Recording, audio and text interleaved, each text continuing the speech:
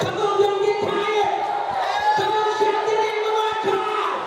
Come on, shout the name of our God. Hey, so come on, do this. Hallelujah.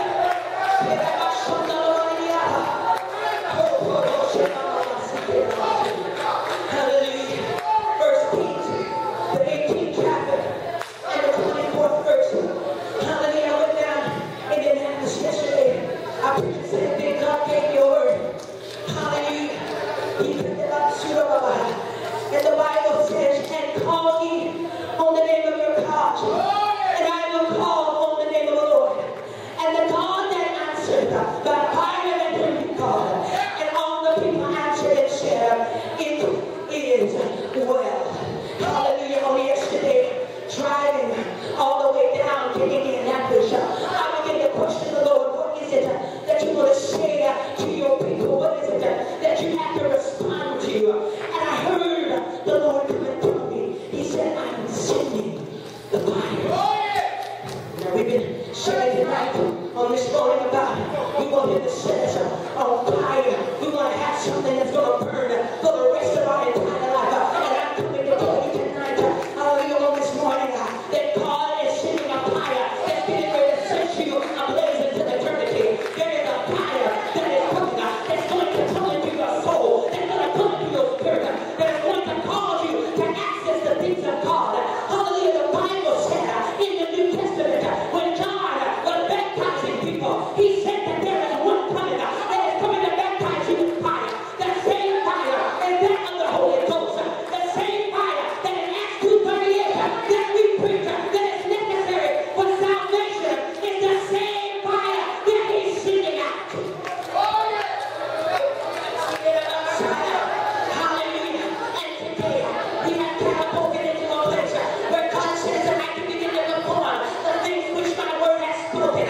We have to unlock our faith today. We have to put running with a normal idea of what the world wants us to talk about. God is talking to me about kingdom government. And one thing that we have to understand is that when Jesus was praying, he said, "God, let your will be done as it is on earth, as it is in heaven." What was he saying? The Bible told us in the Old Testament that he was coming with the government upon his shoulder. What was the government that he was carrying? He was carrying every gift of the Spirit. He was carrying every healing, every deliverance that you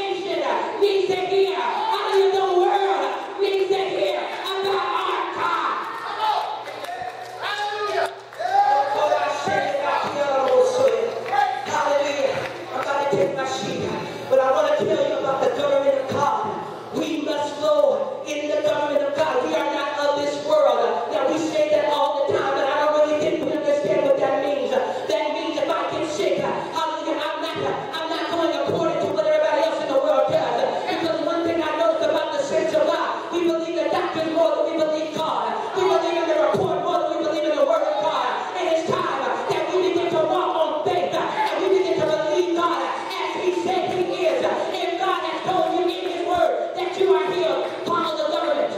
One thing that I understand, if you on welfare and you don't make enough money or you make too much money, they will not give you welfare anymore.